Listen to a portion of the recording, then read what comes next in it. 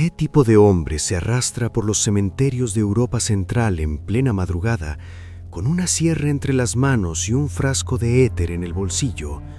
¿Y qué clase de obsesión te llevaría a robarle los huesos a los muertos, no para rituales oscuros, no por dinero, sino para poder seguir viviendo tú mismo? Hoy te voy a contar la historia de un hombre al que la historia olvidó deliberadamente. Un hombre que muchos consideraban demente, que vivía entre vapores de éter, huesos frescos y manuscritos ilegibles heredados de su abuelo. Un hombre que, según todos los que lo conocieron, estaba muriéndose y, sin embargo, tenía un plan que lo llevaría a cruzar todas las líneas que una sociedad civilizada traza entre lo permitido y lo impensable. Y lo más perturbador de todo esto es que justo antes de que la policía lo detuviera, él afirmaba haber logrado exactamente lo que buscaba. Pero eso te lo cuento más adelante. Soy el misterioso crononauta, y esto no es una leyenda. Imagínalo por un momento. Un hombre insólitamente alto, casi 2 metros, tan delgado que su ropa parece colgada sobre un esqueleto más que vestida sobre un cuerpo. La piel del color de la cera vieja, los ojos hundidos pero brillantes, con esa luz rara que tienen las personas que duermen poco y piensan demasiado. Su nombre, para los efectos de esta historia, apenas importa. Lo llamaremos como lo llamaban sus vecinos en el viejo barrio donde vivía, el herborista, no porque supiera de plantas, sino porque su pequeño apartamento siempre olía a algo que nadie sabía identificar exactamente, algo entre farmacia, bodega y disección. El herborista llevaba años enfermo, no con una enfermedad que te derriba de golpe, sino con una de esas dolencias insidiosas que te van consumiendo por dentro, mes tras mes, año tras año. Los médicos que lo habían visto coincidían en un punto. Este hombre no tenía mucho tiempo. Su sistema inmune era una fortaleza en ruinas, sus articulaciones una maquinaria oxidada, su digestión un desastre. Vivía con dolor crónico de una forma tan cotidiana que ya ni siquiera lo mencionaba. Pero el herborista no tenía ninguna intención de morirse. Y aquí es donde su historia se separa de la de cualquier otro enfermo resignado, porque él tenía algo que ellos no tenían. Tenía el cuaderno de su abuelo, un cuaderno que supuestamente contenía una fórmula, una preparación medicinal de origen incierto, descrita en un idioma mezclado, con instrucciones técnicas precisas y con resultados que, según las anotaciones del propio abuelo, eran extraordinarios. Pero eso te lo cuento en un momento. Primero necesitas entender qué estaba dispuesto a hacer este hombre para conseguir lo que quería, porque el ingrediente principal de la fórmula de su abuelo no era una hierba exótica, no era un mineral raro, no era ningún extracto que pudiera comprarse en una botica ni pedirse por carta a ningún proveedor. Era médula ósea fresca, específicamente médula ósea extraída de huesos humanos recién muertos mediante un proceso de destilación con éter. Y eso cambia todo. El abuelo del herborista era, según los fragmentos de historia que han sobrevivido, un hombre de conocimientos heterodoxos. Había estudiado medicina en una universidad menor de la región, pero también había frecuentado círculos alquimistas y había viajado, cosa poco común en su época y clase social, hasta los Balcanes y parte de lo que hoy es Hungría, en busca de saberes que la medicina oficial de su tiempo consideraba superstición. Lo que trajo de vuelta fue ese cuaderno. Las páginas mezclaban terminología médica con símbolos que ningún farmacéutico consultado pudo identificar. Había diagramas de aparatos de destilación, proporciones numéricas anotadas con una letra temblorosa, y entre todo eso, intercaladas como si fueran lo más natural del mundo, referencias a los efectos obtenidos: más energía, menos dolor, mejora de la visión, regeneración tisular, y en una página, subrayada 2 veces con tinta diferente, lo que sugiere que fue añadida a una fecha posterior, tal vez en la vejez, una sola frase que el herborista había memorizado desde niño, porque su abuelo se la había repetido antes de morir: Quien beba esto 3 veces durante el invierno, no verá su último otoño tan pronto como cree. Su abuelo había vivido hasta los 94 años, en una época y en un lugar donde llegar a los 60 era considerado una vida larga. ¿Era la fórmula real? ¿Era coincidencia? ¿Era la mente de un nieto enfermo aferrándose a una historia familiar como a un salvavidas? No lo sabemos. Lo que sí sabemos es lo que el herborista hizo después, y eso no tiene ambigüedad ninguna, porque para recrear la fórmula, primero tenía que conseguir el ingrediente, y conseguir médula ósea humana fresca en una ciudad europea a principios del siglo XX no era algo que pudiera hacerse por los canales convencionales, así que el herborista encontró otro camino. Lo que voy a describir ahora es perturbador. Te lo advierto no para sensacionalizar, sino porque entender los métodos del herborista es entender hasta qué extremo puede llegar un ser humano cuando cree, genuinamente cree, que su vida depende de ello. El herborista comenzó a estudiar los cementerios de la ciudad con la metodología de un cartógrafo. Sabía cuáles tenían vigilancia nocturna y cuáles no. Sabía en qué zonas los sepulteros dejaban las tumbas más accesibles durante los primeros días después de un entierro. Sabía, por algún contacto dentro de la administración municipal, nunca se identificó a esa persona, cuándo se realizaban enterramientos sin familia que los vigilara. Su técnica era específica y eficiente, dentro de lo horrible que resultaba. No desenterraba cadáveres completos. Eso habría requerido demasiado esfuerzo, demasiado tiempo y demasiado ruido. En cambio, identificaba el punto exacto donde, bajo la tierra recién movida, se encontraban los fémures o las tibias del difunto. Excavaba solo lo necesario. Abría una ventana mínima en el ataúd. Usaba sus herramientas, que guardaba envueltas en cuero para que no hicieran ruido, para extraer un segmento del hueso. Lo sellaba inmediatamente en un recipiente hermético que llevaba en un bolso de médico, de esos que se usaban entonces para visitas domiciliarias. 45 minutos, a lo sumo 1 hora. Luego desaparecía en la oscuridad.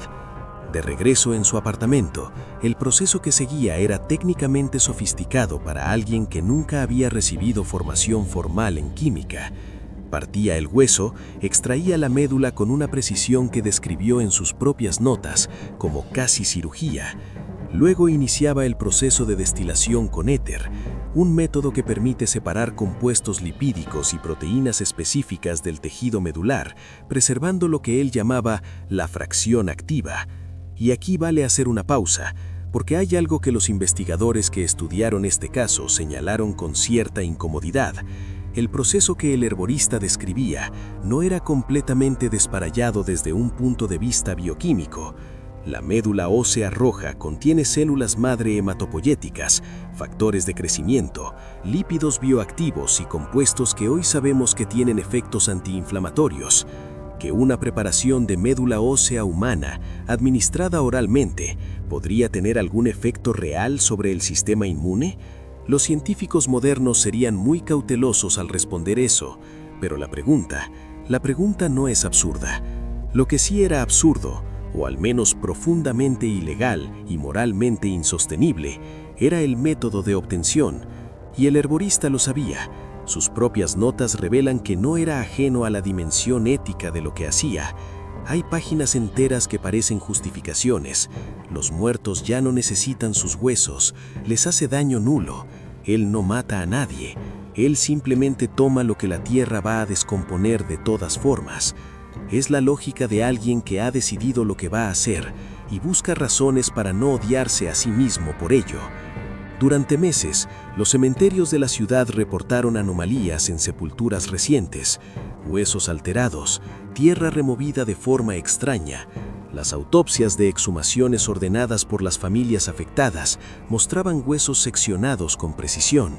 No era vandalismo de borrachos, era trabajo de alguien que sabía lo que hacía. La policía abrió una investigación. Los periódicos locales la cubrieron con el sensacionalismo típico de la época. Hubo pánico entre algunas familias, hubo teorías sobre rituales satánicos, hubo incluso quien habló de vampirismo, no del de la sangre, sino de los huesos. mezclando el caso con folclore balcánico que en esa región aún circulaba con fuerza, pero el herborista seguía trabajando. Sus notas de ese período son las más reveladoras. No hay signos de pánico, de culpa aguda ni de arrepentimiento. Hay algo que resulta casi más perturbador: entusiasmo científico, anotaciones sobre la consistencia de cada lote, variaciones en el proceso de destilación, observaciones sobre los efectos que sentía en sí mismo después de cada dosis de sus preparados experimentales. Porque mientras la policía buscaba al profanador de tumbas, el herborista no estaba estático, estaba progresando. Recuerda lo que te dije al principio. Él afirmaba haber logrado exactamente lo que buscaba, justo antes de ser detenido. Ahora te voy a contar qué significa eso. La policía lo detuvo en la madrugada de un martes de noviembre, escondido entre las sombras de un cementerio en las afueras de la ciudad, con sus herramientas en el bolso y un recipiente hermético recién sellado en el bolsillo interior del abrigo. No opuso resistencia. Según el agente que lo arrestó, el herborista parecía sereno, casi indiferente a lo que estaba pasando, como si aquella noche fuera solo un trámite administrativo en medio de algo mucho más importante.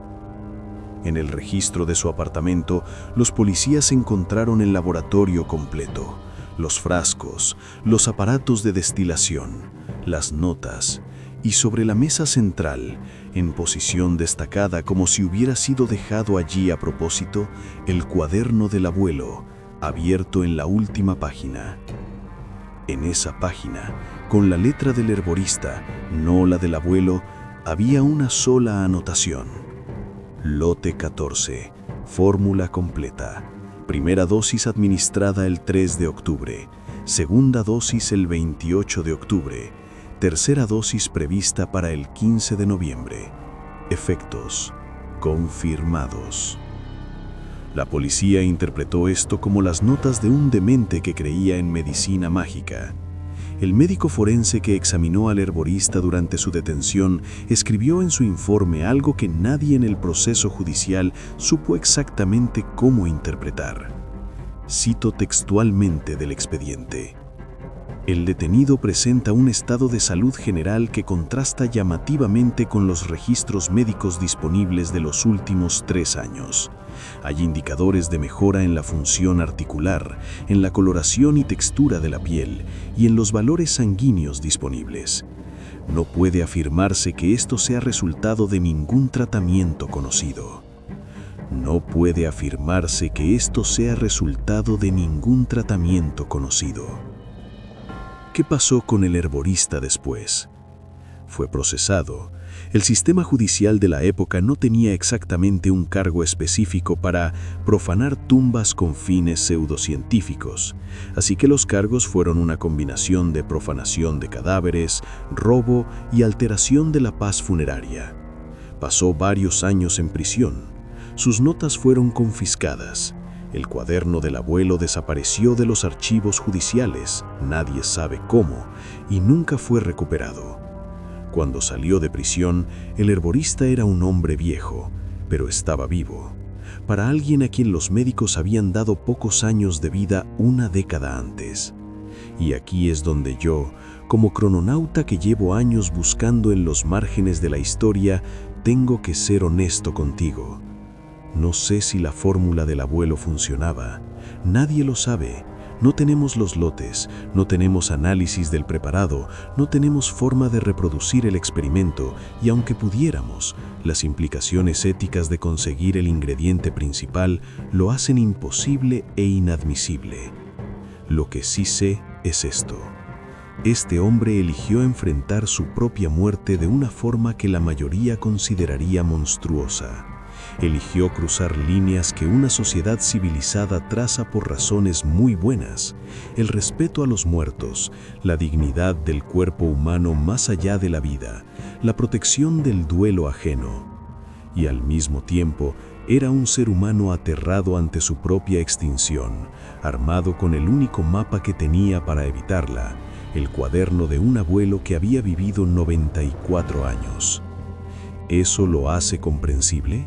Sí, ¿Eso lo hace justificable? No. ¿Eso lo hace humano? Completamente. Vivimos en una época en que la medicina moderna promete cada año un poco más. Telómeros, senolíticos, terapias génicas. El mercado de la longevidad vale hoy cientos de millones de dólares. Hay personas muy ricas en este mismo momento financiando investigaciones para retrasar o revertir el envejecimiento. Personas que toman cocteleras de suplementos, que pagan por transfusiones de plasma joven, que siguen protocolos de ayuno, frío, calor y ejercicio diseñados por equipos de científicos con el único objetivo de llegar a los 100 años en buen estado. ¿Cuánto de eso es diferente en su impulso más fundamental a lo que hacía el herborista? La diferencia, claro, está en los métodos, está en no cruzar ciertas líneas, está en que entre el deseo de vivir y la forma de perseguirlo existe una ética que nos define como civilización. Pero el deseo es exactamente el mismo. El herborista murió años después de salir de prisión. No se sabe exactamente cuándo. No hay registro de su muerte en los archivos que he consultado, lo cual tiene su propia ironía oscura. El cuaderno del abuelo nunca apareció. La fórmula, si es que existió, murió con él. O tal vez no. Esa es la parte que no puedo verificar. Esa es la parte que me quita el sueño cuando me siento a revisar casos como este. Porque la historia no siempre cierra limpiamente.